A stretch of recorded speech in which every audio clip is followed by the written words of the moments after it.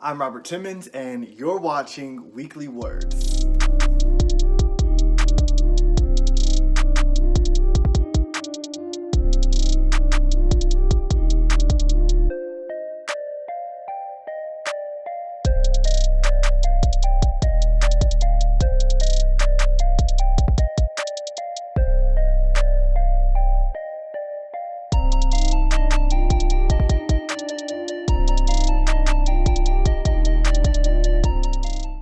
Hey, what is up, everybody? Thank you for checking out this week's episode of Weekly Words. I've heard that you have been doing phenomenal and whatever is going on in your life.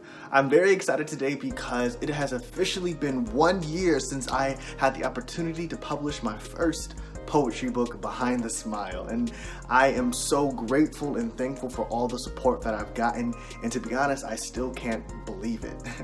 If you haven't been able to get your copy, don't worry, it is still available online. The link to purchase the book on Barnes & Noble is below in the bio section, so please be sure to go ahead and get your copy. If you have any questions about the book or want to comment on the content or discuss anything about it, feel free to reach out to me via social media or on my website, www.slightlypoetic.com, or feel free to email me at slightlypoetic@gmail.com.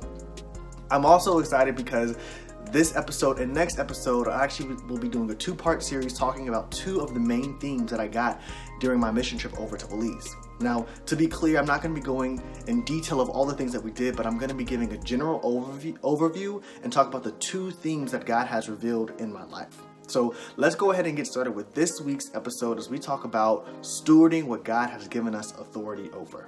Alright, so just a quick overview of how our week was structured in Belize. We were able to visit some local churches. We were able to speak at a military base. We were interviewed on the radio, and we hosted a men's rally for men throughout the entire country. And we even had some fun as well. We were able to go ziplining and tubing through a cave. But the core part of our time there were for two different construction projects for two different churches. Now, for both of these churches, I had the idea, or for both of these construction projects for these churches, I had the idea of, amplified community service. In my mind, we were going to be going over to a Belize. We were going to be doing this project, knocking out these tasks, helping them out, and then move on with our day.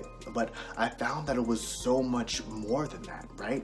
Because the pastors of the church, the congregation from people in the church, they were out there working and sweating with us every single day that we were there.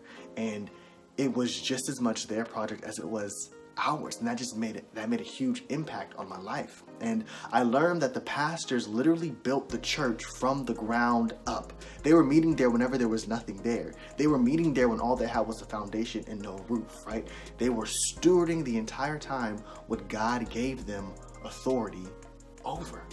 And another reason that this impacted me is because they didn't wait to start until they had the congregation or until they had the fancy equipment for the construction or until they had the building. They started with what they had when they had it, and they just kept adding to it and growing from it and making it blossom and bloom brighter and brighter every single day. And so my takeaway from that is, what are we doing here in America? What am I doing in my life to steward what God has given me? Am I waiting for the right situation to happen, right? Am I operating from a place of lack, thinking if I lack the education, I can't do it. If I lack the money, I can't do it. If I lack the experience, I can't do it. If I lack the team, I can't do it. Don't let those things stop you. Start with what you have in this moment. If Pastor Mario and Pastor Scott would have waited until they had everything clear, they wouldn't have really started their churches yet, because they're still working on it, right? But they started with what they had at the time, and they've been able to grow and add to it. And the congregation has been able to grow and add to it as well. So it's not just the pastor's church, it's the congregation's church, and everybody has a piece of their story and of their life in it, and there's this sense of ownership. And I think that's amazing. See, God makes alignments, He makes plans, He makes connections, He opens doors, He sends us blessings, He sends us help. But regardless of all of that, when it comes down to it, there is still some sort of practical work that we each have to do in order to reach our fulfillment and make our dreams a reality, make our God-given dreams a reality. See, the two pastors, Pastor Mario and Pastor Scott, had to start with what they had in order to see growth. And I want to encourage everybody who's watching to do the exact same thing. Now, for this mission trip, we had to physically go outside and do physical and manual labor, but for you, it might be different. Maybe it's sitting down and writing. Maybe it's applying for a job. Maybe it's being diligent in some sort of task, or maybe it's applying for a certain program or a scholarship or a degree. Whatever it is for you, there's still practical work that has to be done as God connects the dots and makes the alignments and makes the connections and opens the door for you.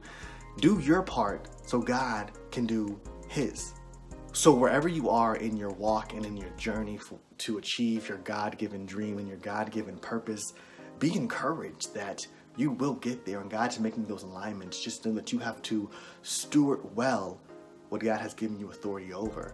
And it's going to be a constant thing. I think about these pastors, and they were working before we got there. They were working while we were there, and they're still working even after we left, right? It's not going to be a one and done thing. It's very continuous. Don't grow weary in doing good, like scripture says. In order to see growth, you have to start. So I encourage everybody to be like Pastor Mario and Pastor Scott and start that process. And as you do start and you become good stewards of what God's given you, you'll see your vision and your dream and your purpose start to grow, start to blossom, start to bloom, and start reaping more and more fruits. But you have to start somewhere, right? This doesn't go against anything different than what I've kind of been saying throughout this entire year, but I think it's so cool that God was able to reveal it in a new aspect and open up my eyes to how it looks in a practical sense. So I pray that you guys got something from this, and that you can start to be good stewards of what God's given you authority over, and that you can work towards your purpose and your dream that's given to you from God.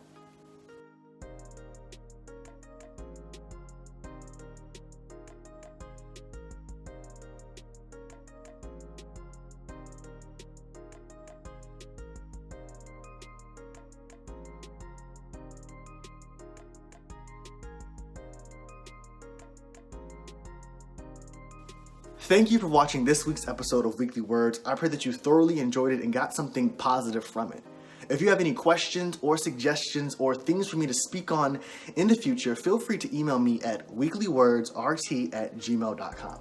Again, that's weeklywordsrt@gmail.com. I hope you have a great day, and I'll see you back here for our next episode in 2 weeks.